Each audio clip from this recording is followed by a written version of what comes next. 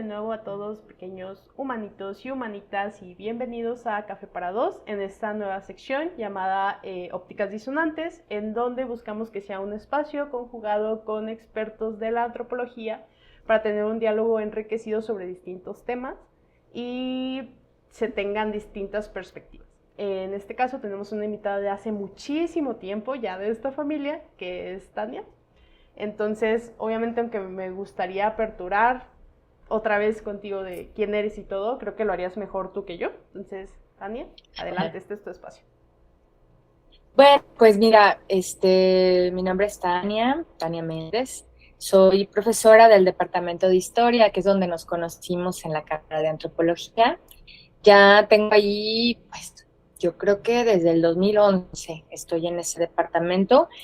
Y antes en la universidad, siempre, hasta 27 años que entré a la universidad a trabajar, pero anteriormente en psicología y después me fui a antropología y creo que ahí es donde me quiero quedar, es donde me cautiva. ¿Qué es lo que suelo hacer? Bueno, pues me gusta hacer investigación, me gusta dar clases, me gusta pues generar como ese tipo de encuentros también con las y los estudiantes. Algunas veces hemos hecho proyectos juntas y juntos con los mismos estudiantes de antropología. Y bueno, eso es como lo que a mí me gusta, sencillo, ¿no? Ya lo demás me pueden buscar en redes y ahí pueden encontrar en algunos espacios lo que yo voy haciendo de mi trabajo, ¿no? Suelo compartirlo en academia, en research, que es otro de los espacios donde ustedes pueden encontrar y descargar algunos de los textos que tengo. Y bueno, pues básicamente eso será. Yo creo que pues es una presentación que luego ya también se puede ir generando, ¿no? Cuando me conocen las y los estudiantes. No me gusta entrar con eso, soy doctora y cosas. No, pero eso, ¿no? Yo me presento como una mujer, una mamá, una madre de 2 hijos, eh, y bueno, pues que me encanta y me encanta pues la antropología y me encanta dar clases. Muy bien, excelente presentación y creo que muy atinada. Digo, tú te conoces mejor que uno, pero siempre tu portada del libro coincide con el contenido del libro y eso es lo ideal, ¿no? Entonces, para quienes nos escuchan nuevamente, ¿cómo fue ese primer encuentro con la antropología que te hizo decir, aquí es donde quiero entender el mundo? Fíjate que yo creo que la antropología para mí es como esta posibilidad de poder mirar lo cotidiano de una manera distinta. Este, yo la verdad creo que tengo que compartir que siempre quise ser antropóloga. Entonces, no soy antropóloga, soy psicóloga, pero psicóloga con una formación en cuestiones que tienen que ver con lo social. Y yo me metí a psicología porque ahí había una materia que se llamaba antropología. Entonces yo pensé que iba a ser de esa manera. Entonces, bueno, es eso, la antropología para mí siempre me fascinó porque parte de lo que he aprendido y creo que ya en estos años que estoy ahí en la investigación y hasta mi forma de hacer intervenciones terapéuticas o acompañamiento terapéutico, me permite ver el mundo, las dinámicas sociales, ¿no? El cuerpo, la familia, a las personas con una manera distinta, ¿no? De una realidad que va siendo atravesada por la cultura, por la historia, por las relaciones de poder. Y entonces, ya ahora la lectura que yo hago siempre viene con una mirada desde la antropología, ¿no? Como también poder intuir, indagar, eso es lo que yo creo que me llama mucho la antropología y lo que me hace, ¿no? O sea, ¿qué significado para mí tiene el vivir, el sufrir, el sanar, el resistir? Todo eso lo he visto también en la antropología. Ok, entonces, o sea, básicamente ese fue el momento en el que tú entendiste que toda esta parte de la salud, pues no era un estado biológico, ¿no? Sino una construcción social y política. Sí, creo que uno de los grandes aprendizajes que me ha dejado a mí la antropología y que ahora, bueno, también decirte que parte de lo que hago es formar psicólogas y psicólogos, psicólogues. Les doy a leer antropología, ¿no? Les doy a leer algunos textos, porque cuando escuchas a las personas, ¿no? Que están contando una historia que puede ser de la enfermedad, que puede ser de la salud, pues de lo que les está atravesando, ya no veo solamente el síntoma o el estado fisiológico, sino también tengo que entender qué es lo que lo llevó a tener ciertas situaciones, ¿no? Pensar la enfermedad, desde dónde la piensan, sienten, viven, ¿sí? Desde dónde hay que explorarla como, bueno, como profesional yo de la salud y también en donde acompaño, como te decía, a personas, ¿no? Entonces, creo que cuando algo que he descubierto acá, y te lo comparto porque una de las materias que estoy retomando nuevamente en antropología es antropología de la salud, y fíjate que ahí descubrí una manera distinta también de hacer intervenciones, ¿no? Con lo que tiene que ver con la salud, la enfermedad, el cuerpo, ¿no? El sufrimiento, el crecimiento. Y había una herramienta maravillosa que yo encontré desde una autora que les recomiendo que lean, que es Maris Esteban, que se llama Itinerarios terapéuticos, pero acá lo hacían de esta forma en donde vas acompañando a la persona que tiene un problema y vas haciendo el recorrido con ellos de lo que han vivido, cómo se atravesó la situación, cómo se comparten los sistemas de salud, cómo se comparte, por ejemplo, cuando la familia te da la enfermedad, qué es lo que pasa, ¿no? ¿Qué es lo que sucede? Y entonces, digo, la manera de entender esto ha sido muy revelador, y bueno, ¿no? Creo que eso es como lo que más me atrapa también de la antropología. Ok, y como investigadora de este tipo de temas tan sensibles que son vulnerabilidad, violencia y pues obviamente como tu papel como profesional en el acompañamiento de personas con su propio proceso, con su propia salud mental, ¿cómo cuidas tu propia subjetividad al entrar en contacto con estas historias de dolor y de resistencia? Eh, Fíjate que, bueno, parte de lo que es este cuidado, autocuidado, yo llevo hace tiempo un como, bueno, lo podríamos decir un diario terapéutico o un diario ¿no? De qué es lo que me atraviesa, qué es lo que me interpela, qué es lo que me sucede. Y ahí yo voy como relatando también lo que yo voy sintiendo. Y, y entonces también lo puedo colocar con algunas personas que para mí son muy significativas, que pudieran ser mis formadoras, a colegas que he encontrado en otros espacios, como en Oaxaca, un colectivo que se llama IDAS. Les recomiendo muchísimo que lo encuentren y que lo revisen con esta Aitza y con algunas chicas que están ahí. Y creo que el compartir desde esta cuestión también y colectivizar el dolor o colectivizar lo que te atraviesa, eh, este, pues, que te vuelve susceptible en ocasiones, eso fortalece y ayuda muchísimo. Te los recomiendo que lo hagan. Sí, totalmente, no es ir en contra de esta dinámica enfermiza de individualismo, donde tú te vuelves tu propia medicina para el dolor que tienes, ¿no? Cuando en realidad el compartirlo, el hacerlo tangible, el socializarlo de alguna manera, lo hace un poco más manejable, ¿no? Porque deja de ser tu perspectiva sobre si me estoy ahogando realmente en un tsunami o en un vaso con agua, ¿no?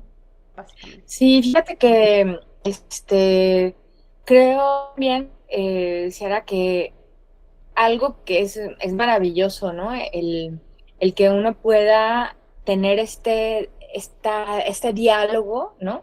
O esta cuestión dialógica, ¿no? Donde tú conectas con otra persona y entonces ves que todos sufrimos también, o sea, que todos tenemos o una situación que nos esté que nos está haciendo sentir incómoda, ¿no? O que no nos agrada. Y cuando logras hacerlo, es así, porque además el sistema nos ha enseñado a sufrir solas, morir solas, ¿no? Y creo que justo ahí es donde enfrentarlo de otra manera también nos cuida, ¿no? Nos hace cuidarnos. Sí, claro, pues creo que en primera un punto es que nunca se te enseña que el dolor es algo que va a suceder, ¿no?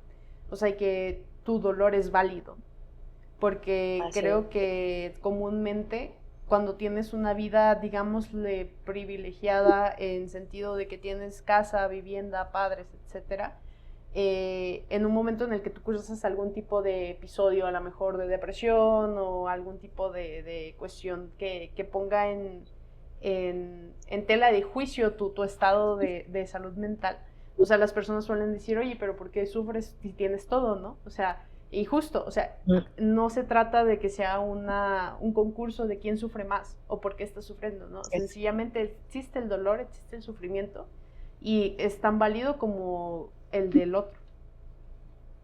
Claro. O sea, yo creo que muchas veces las personas han sentido de tanto dolor, cuando van relatando cómo han sobrevivido al dolor, vamos dignificando su vida y también podemos ir reconectando desde la esperanza, que esa es una palabra que me encanta, ¿no? Y creo que también esto va sosteniendo la vida, ¿no? El hecho de podernos ir, pues sí, narrándonos en conjunto y con ello potenciarnos hacia otra manera diferente de entender lo que vivimos, ¿no? Las heridas, el dolor. Y creo que en este capitalismo o en esta cuestión tan neoliberal, nos impiden, ¿no? Que suframos, o sea, nos piden digamos, que vayamos en lo individual y que vayamos siempre como a lo máximo y, y entonces, eso ha interferido mucho, ahora yo creo que vemos, ¿no? Ha interferido que la gente, pues, nombre el dolor o hable de ello, porque o genera vergüenza o genera desconfianza o sentir como que no eres una persona que vaya a ser validada, ¿no? Porque entonces como si nadie hubiera sufrido alguna vez. Y luego se generan estas cosas, ¿no? Como lo que pasó, no sé si viste este chico, estos chavos incel, ¿no? Que, bueno, tienen luego hasta grupos muy lamentables donde la misoginia, formas también de amar de manera violenta, no las entienden y las dialogan ahí, ¿no? Entonces yo creo que eso, justo el que podamos validar y podamos hablar y podamos conectar de otra manera, quizás pueda hacer que este tipo de situaciones que se están viviendo, ¿no? Pues quizás vayan disminuyendo o vayan siendo de otra manera, no sé, me parece, ¿no? Sí, quizás el enfoque que se le da a las colectividades, ¿no? Por ejemplo, esta cuestión de los incel, que están dentro de lo que yo he escuchado que se le dice machosfera o manósfera. O sea, Ay, sí, sí. al final es una colectividad. Para bien o para mal es una colectividad que comparte justamente un dolor en común, ¿no? El no poder ser atractivos para las mujeres o el creer que son demasiado para las mujeres y no poder conectar con ellas. O sea, están haciéndolo a lo mejor de la manera incorrecta, pero es una colectividad, ¿no? Entonces, si ponemos en contraparte las colectivas feministas, o sea, ahí son espacios seguros, son espacios de resiliencia en donde compartes estas experiencias de dolor y que son escuchadas de manera activa y empática, ¿no? O sea, no se busca que sean espacios de validación, sino sencillamente espacios de ser ese, pues sí, es espacio de expresión y de acompañamiento, ¿no? Claro, es que te fijas como se ha entendido esta idea de la colectividad y cómo vamos, entonces nos juntamos y sino a lo que yo también creo que hace falta, ¿no? Es que se escuche más cuerpos, o sea, volvamos al cuerpo, volvamos a entender lo que nos hace sentir de esta forma, ¿no? En donde creemos que nadie nos hace caso, etcétera. O sea, es ir a esta reflexión, esta introspección que no se nos permite justo, creo yo, ¿no? Porque nos van lanzando hacia este tipo de dinámica en donde a veces nos sentimos que no hay con quién hablar, ¿no? Más que de esta manera, la única manera en la que se puede hablar, etcétera. Entonces, creo que ahí es cuando hay algunos protocolos como el patriarcado, los protocolos del patriarcado, que van cooptando este tipo de situaciones y hay gente que es todavía muy joven, ¿no? Que pues es la forma en que ellos creen, ¿no? Es lo que ellos encuentran y bueno, las redes y todo esto que pasa es donde van conectando lamentablemente y bueno, creo que ahí es como mirar qué estamos haciendo es como sociedad, ¿no? Nos alejamos un poco del hablar, del compartir de manera distinta, hacia un espacio, hablo yo, ¿no? De solidario, de dignidad, etcétera. Sí, exactamente. De una sociedad que denota o que tiene este tipo de circunstancias o fenómenos es porque está enferma. O sea, esta es la sintomatología de una sociedad enferma, ¿no? Sí, Y sí, sí, justo, sí. o sea, hablabas un poco de volver a esta cuestión de la sensibilidad de tu cuerpo, ¿no? Entonces, solemos pensar en nuestro cuerpo como algo meramente biológico, pero desde la Ujú. especialidad que tú tienes, ¿qué significa decir que un cuerpo es un territorio? Mm, lo primero, yo creo que, o sea, implica reconocer que no es solamente una cuestión biológica, como bien lo nombras, sino es un espacio en el que se inscriben tanto normas sociales, mandatos de género, violencias, resistencias, heridas, ¿no? Y creo que aquí el cuerpo, a veces, ¿no? O sea, hacer esta conexión con él nos podría ayudar a entender estas desigualdades sociales y cómo se viven en los cuerpos, ¿no?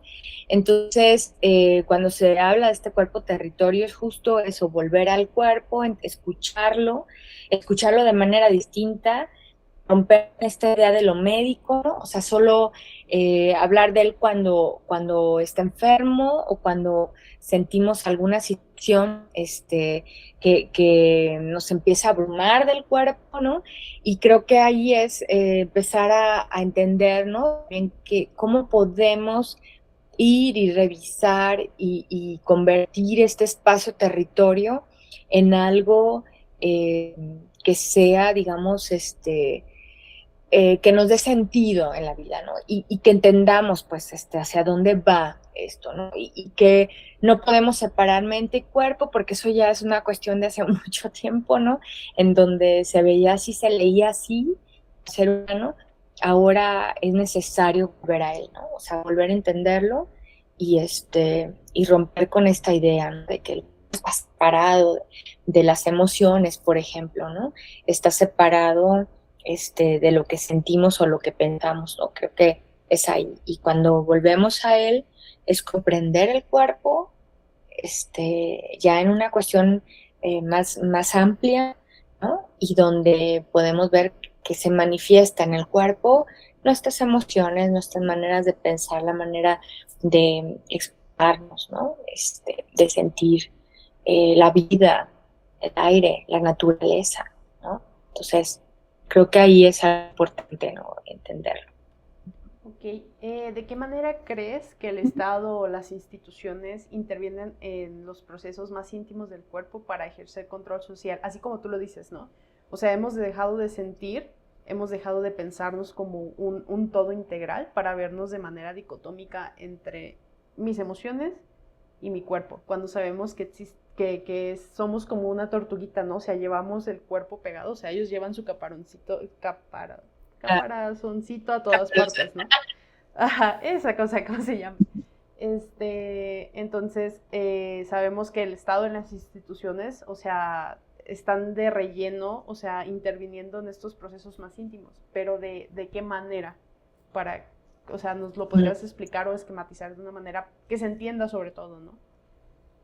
Sí, yo creo que las instituciones cuando intervienen en estos procesos íntimos del cuerpo, lo hacen a través de políticas, normas, regulaciones, ¿no?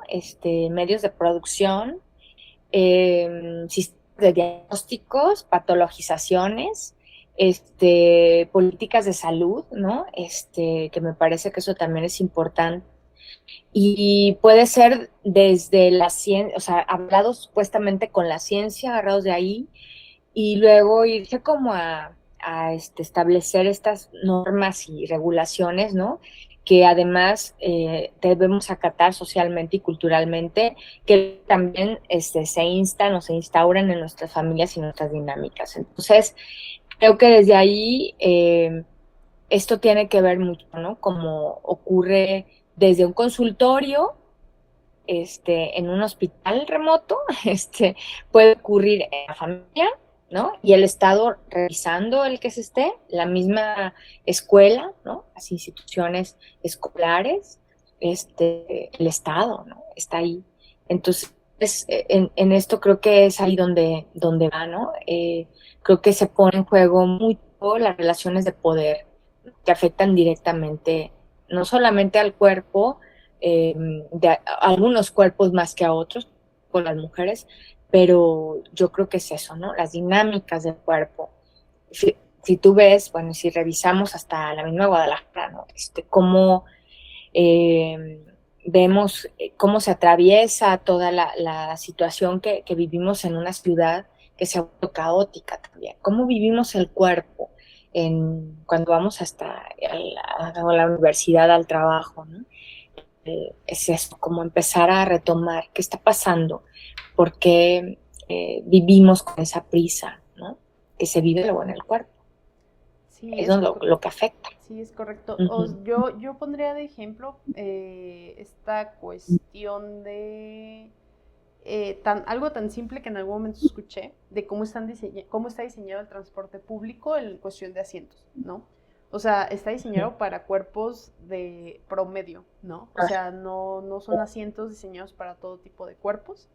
Y, por ejemplo, también esta cuestión en términos de salud, el cómo un número define tu nivel de salud, cuando en realidad un peso, una talla, etcétera, no mide qué tan saludable te encuentras, ¿no? Pero, como dices, o sea, todo esto radica en un control social. ¿En qué sentido? En que quieren convertirte en uno más igual para hacerte masa, ¿no? O sea, todo lo que salga de la regla, todo lo que salga de la hegemonía, es algo patológico y es algo anormal. Por lo tanto, tengo que instituir una política, como lo nombras, para que se erradique, ¿no? O sea, supongamos la obesidad. O sea, en lugar de prevenir, o sea, en lugar de estar instaurando buenos hábitos, una cultura saludable y amigable para todos y todas, o sea, lo que se hace es como de, ok, te instauro una política, pero, por ejemplo, también me guardo el derecho en cuestión de seguros, ¿no? De vida. Me guardo el derecho de que si tú tienes ciertas características, no te lo doy. Entonces, es de esa manera que va cooptando el Estado, pues tus opciones, ¿no? Al final de cuentas. Claro. Sí, es algo que, por ejemplo, con técnicas de miedo, por ejemplo, ¿no?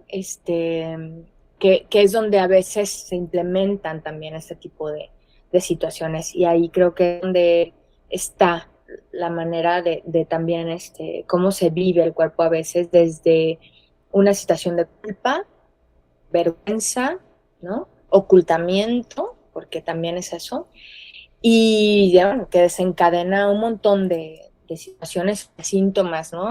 Ya psicosomáticos y cuestiones ahí que son importantes. Entonces creo que, o sea, todo lo que se va diseñando y cómo se va distribuyendo y del cual somos todas y todos lamentablemente parte, ¿no? De esta situación son condiciones que se vuelven materiales, que se vuelven discriminadoras, que se vuelven barreras para algunos cuerpos, como tú lo mencionas, y donde las instituciones nos van midiendo, ¿no?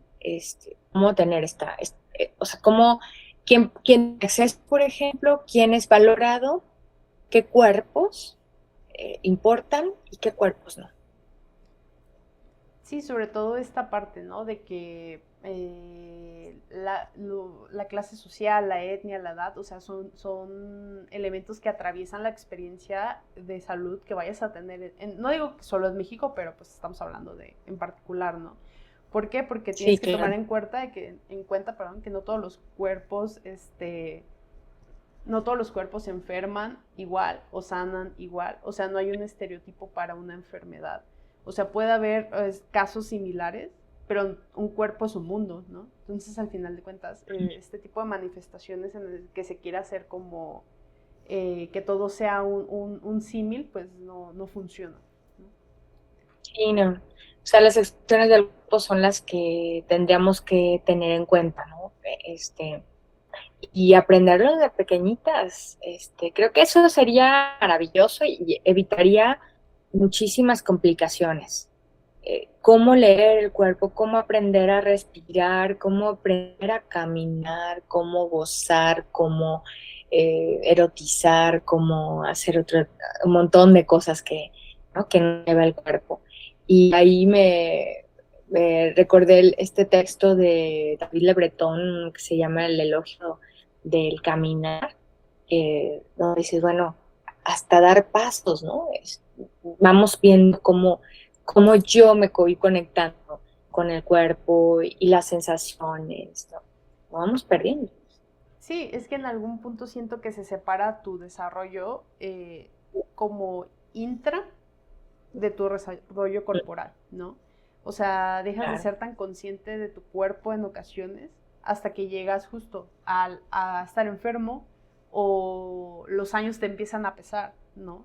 O sea, no sabemos escuchar lo que nuestro cuerpo nos está pidiendo. O sea, Uh-huh. por ejemplo, yo trabajo con personas que son más grandes que yo, entonces ellos, o sea, son más conscientes de sus cuerpos a raíz de enfermedades, ¿no?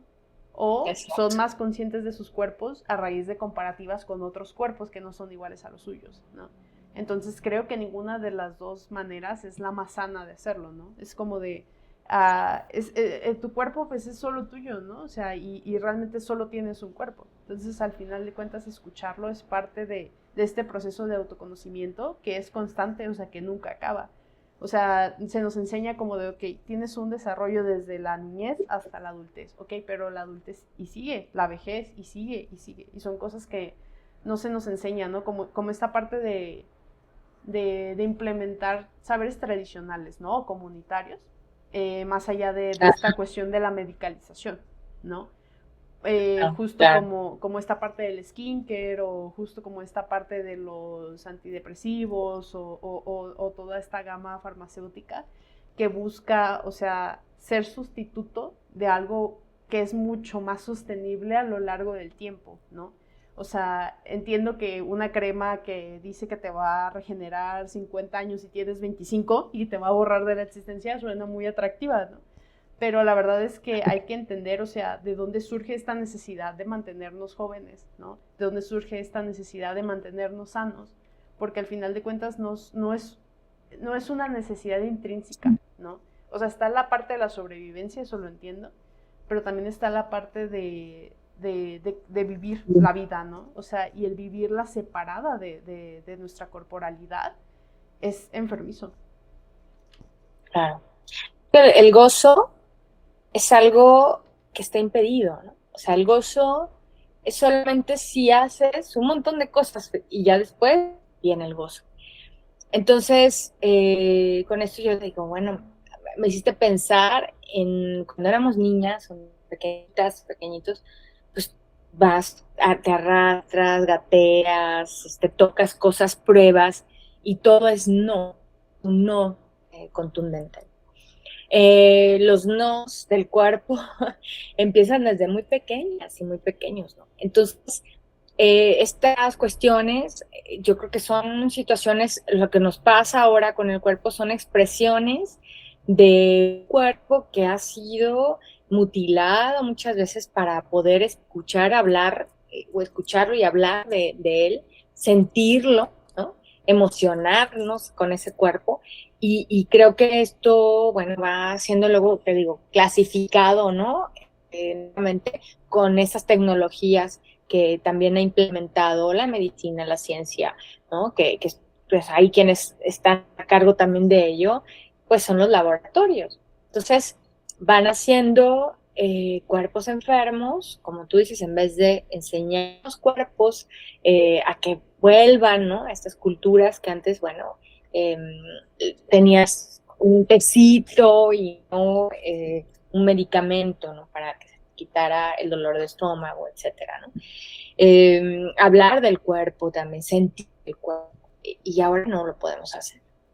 Nos subimos a un auto, nos subimos a un transporte, lo caminamos, poco a poco lo hacemos. Las horas terribles que estamos en el trabajo son muchas horas sentadas, sentado, los traslados, ¿no? El estrés, el agotamiento que hay, la tristeza de la cual no se habla, las violencias, todo va atravesando a estos sistemas corporales, y creo que esto es algo que tendríamos que empezar a, a pensarlo de manera diferente. ¿Cómo nos conectamos con nuestros cuerpos? ¿Qué nos dice el cuerpo? ¿Qué nos está pidiendo? ¿Qué ayuda nos está diciendo? Que volteemos a vernos, y a veces no lo hacemos. Entender o cómo interpretamos en ocasiones nuestros propios, pues nuestras emociones, y a dónde las llevamos. Fíjate que ahora, ya para que continúes con lo que me vas a preguntar, ayer me preguntaba un estudiante, ¿no? Que cómo se me había ocurrido a mí en esta clase de antropología de la salud, al final terminar con una meditación. Que de dónde me llevó a esto. Yo le dije, bueno, es algo que hace mucho tiempo se nos ha venido proponiendo con algunas cosas, o algunas, sí, como algunas técnicas, ¿no? O didácticas que podemos hacer, porque yo no sé cómo lleguen ustedes al salón de clases, no sé cómo llegan después de una rutina quizás de venir. Ahora ya estamos tan de mucha gente donde vive, en las horas que llevan, ¿no? Para poder llegar, lo que atraviesan. Yo no sé qué es lo que ustedes dan para venir acá. Y el que nos sentemos y que en este espacio puedan sentir su respiración, sentir cómo se va colocando, ¿no? En todo nuestro organismo, y qué es lo que estamos pensando, o cómo pensamos el cuerpo, las emociones, y a dónde las llevamos, creo que es liberador. Entonces, hace mucho tiempo practiqué con niños pequeños, daba clases de psicodanza, y yo veía que era maravilloso hacer ahora le llaman mindfulness, ¿no? Pero que es la atención plena, o el que puedas aprender a respirar. Entonces, como una recomendación, eso, ¿no? Tomarte 5 minutos y no pensar o intentar que estos pensamientos que de repente llegan a la hora de respirar, dejarlos pasar y poderme empezar a conectar, ¿no? ¿Dónde perdí la sensibilidad a veces de hacerlo? Permitirnos, darnos permiso, Ciara, porque, como te digo, estas autoexigencias o luego exigencias de productividad nos llevan a sentir culpa. Entonces, si tuvieras que elegir una imagen, una palabra o un aroma que resuma lo que has aprendido sobre la resiliencia del cuerpo humano, ¿cuál sería? Ay, ay, ay, si pudiera. Yo creo que una imagen con la cual ahora que de repente voy caminando, sería las nubes. Eh, Tengo la fortuna de tener muy cerca todavía una partecita que queda de un bosque, que es el Iztiquil, y creo que esto es como el canto de las aves, tomar conciencia de ello, y llevarlo al cuerpo, o sea, es decir, lo que a mí me genera su canto es maravilloso, ¿no? No te lo puedo explicar, es como levantarme y escuchar que hay vida, me hace tener ganas de, ¿no? O sea, como evocar su canto en mí, ¿no? Resuena, me resuena, como te decía, ¿no? El ver, por ejemplo, las nubes o la lluvia, ¿no? Sí, creo que Es, cuando te vuelves consciente de que la naturaleza no sigue las reglas de la humanidad, es cuando más deseas con toda el alma ser parte de la naturaleza, ¿no? claro. Eso y tener un abrazo. eh, Como este abrazo que dan las abuelas, este abrazo reconfortante, creo que eso también es algo que me hace hablar de esto, ¿no? Del cuerpo. Así, me lleva a eso. Uh-huh. Ok, muy bien. ¿Y qué mensaje final le dejas a la audiencia de Café para Dos sobre la importancia de habitar conscientemente nuestro propio territorio cuerpo? Yo creo que el ir reconociendo que nuestro cuerpo no es un objeto que debemos disciplinar o corregir, sino es esto justo lo que acabo de narrar, ¿no? Como un territorio, es un cuerpo territorio de experiencias, de memoria, de placer, de virtudes, de lucha, de resistencia. Y creo que cuando escuchamos al cuerpo, lo cuidamos, lo defendemos, eh, y creo que es eso como lo que nos puede llegar a tener una transformación también de la vida, ¿no? A poder ser como más empáticos y empáticas con otros cuerpos. Y creo que es ahí, ¿no? O sea, reconocer esta diversidad también de las experiencias de otras personas y de nosotras mismas. Y así, ¿no? Eso, como revisar y mirar y entender, ¿no? Cómo eh, que el cuerpo habla, básicamente. Ok, muy Ahora bien. factura, si no lo entendemos, ¿eh? Sí, Mm. exactamente. O sea, el cuerpo el cuerpo tiene límites, cosa que creo que a veces no tomamos en cuenta, pero que justo como dices, ¿no? Manteniendo una relación más estable, o sea, es la relación más estable que debemos de tener con nuestra propia corporalidad. Así es, Entonces, sí. ¿tienes algo más que agregar, Tania? No, nada, de agradecerte muchísimo por el espacio y y bueno, pues creo que ojalá que no sea el último y que sigamos, ¿no? Conectadas y hablando de más. Hay mucho que decir. Es correcto. De que va a haber más espacio, va a haber más espacio. Entonces te Me agradezco late. mucho, Tania, y agradezco a todos aquellos pequeños humanitos y humanitas que nos estén escuchando. Este fue Café para Dos en su sección Ópticas Disonantes.